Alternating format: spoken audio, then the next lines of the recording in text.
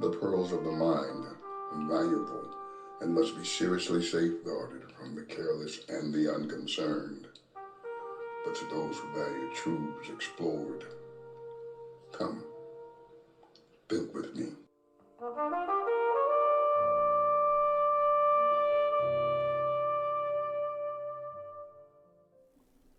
To those who know me, you should learn that I'm quite the TV buff. I'm a minor in my collegiate studies at Mercer in speech and dramatic arts. I love being on stage, and I think like a director, trained to do it. And I've directed a few plays and written a couple of plays, on the side, just things that I do and done along the way. But I've had the privilege of watching some really moving movies. I really like meaningful journeys on screen and on stage and in theater. I just like that experience. It's just part of who I am. And well, the true story of the father, his name was Joe, his father. Uh, Joe was the father. He had a son who was bullied seriously, and to the point that eventually the young man killed himself. It's one of those advocate films for against bullying and trying to help people deal with suicide. And it was just beautifully written, and I really was touched by it. But the son tells the father that he's gay, and the father, of course, can't handle it, and experiences a great bit of trauma around it, and things got really crazy, and the young man killed himself. So he, Joe, decided that he would hit the road, and he would walk. He thought he'd walk across the United States in advocacy. This is a true story. This movie was adapted from a true story. And he walked across the United States. And in walking, his whole theory was to ask the questions why his son chose what he chose, why he made the choices that he made, and what role did he play in. And he was doing a real guilt thing, but the journey, the walk was therapeutic. He thought he saw this, well, he thought he was with his son because much of the movie, he's interacting with this young man. And it took me by surprise when I learned that he was playing that out in his head. He was dealing with some stuff, okay? But when I caught that, then the movie went to a whole deeper level for me. It just made, but the point I'm trying to make is that the young man, at the end, Joe, he would stop in various cities and he got a lot of help from a lot of people and he shared his story and that kind of thing. Touched a lot of folk. Just touched a lot of people. Ran into this police officer whose son had been in a similar situation, but he hadn't killed himself, and he was able to say to this young man, "Don't do to your son what I did to mine," kind of thing. So it was that kind of movement. And Paul talks about enduring hardships when you've decided what is important and what things are important and what things are not important. When you've decided what's important, you can endure hardships, and a part of enduring that hardship is the testimony that it gives to other people who are struggling with similar issues. And that's how we connect to one another. And see, for me, that was a very powerful turn because being fully human means being able to fully touch other individuals with transparency, with honesty, and with a lot of love. And most people are not able to do that. Most people they want to impress people. They don't really want to touch them. They don't want to make that intimate connection. They just want to impress people with their understandings about things. But Joe learned that he could not divest himself of himself, if you will, to experience his son. He couldn't touch his son, but through the loss of his son and the realities of all that he become aware of, he was now touching a world. I think that to be fully human, we have to learn to take the walk. We have to learn to take that walk with our mistakes. We need to walk until we can discover. When I say walk, I mean that metaphorically. Metaphorically, I mean we need to do the investigation.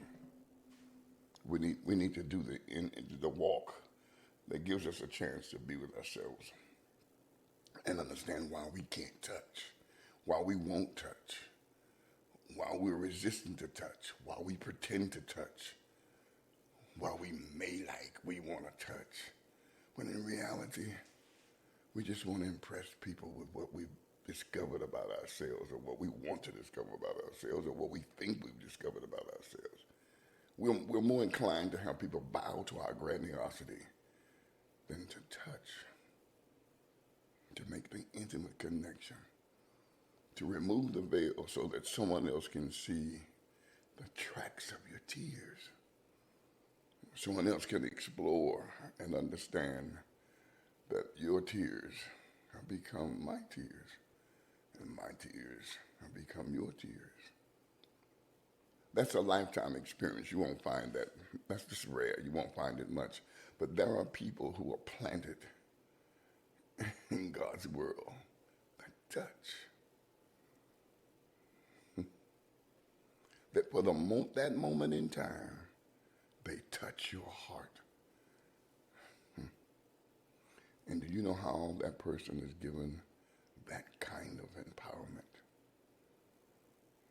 From having his own heart or her own heart broken at the worst time of his or her life, during those formative years.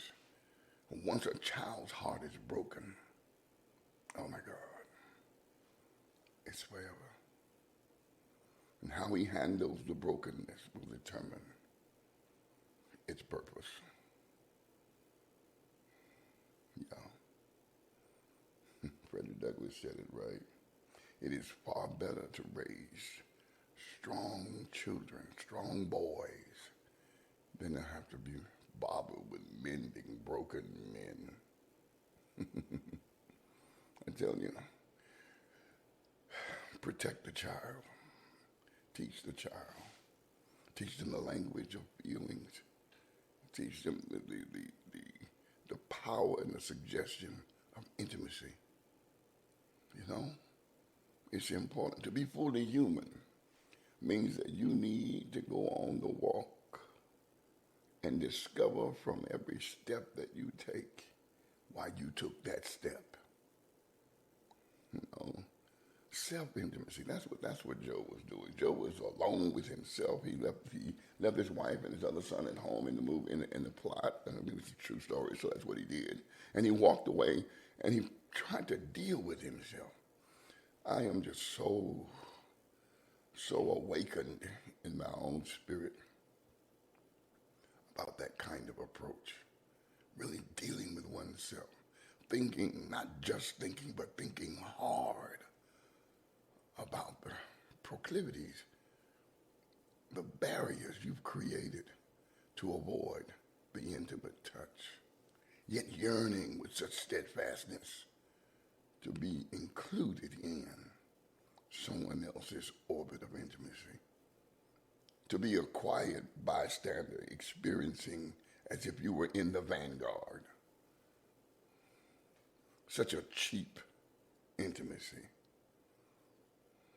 What about the call to be fully human? Father, all he had to do was step back. He made a statement in dialoguing with the police officer he met in the movie. He said something fascinating. He said this. He says, my father, his son's grandfather, who was a Marine, took the information of the young man's sexual preference far greater and easier than he did.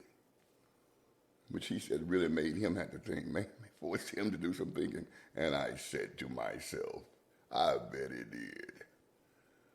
You know, because until we have the courage to be fully human, we can't accept diversity. We can't accept that everybody's not like I am.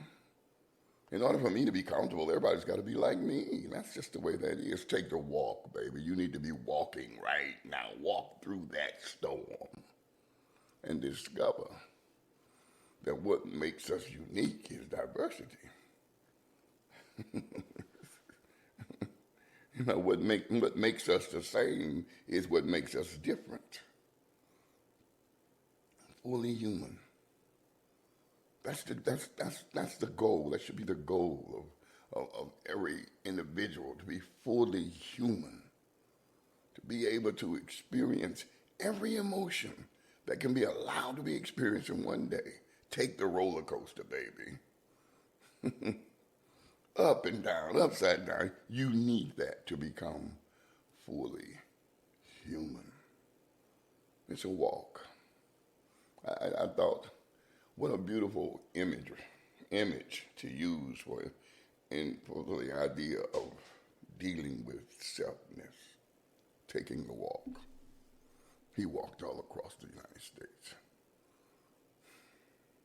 And then a truck driver had fallen asleep and killed him. While he was walking. Take the walk. Listen, before I sign off tonight, you can email me at all lowercase letters, thenighttalker@yahoo.com. Or if you like to text or call and leave a message, you can do that at 478-254-9013. Look forward to hearing from you. Our time is past and gone, but the journey moves on forward and upward towards Him.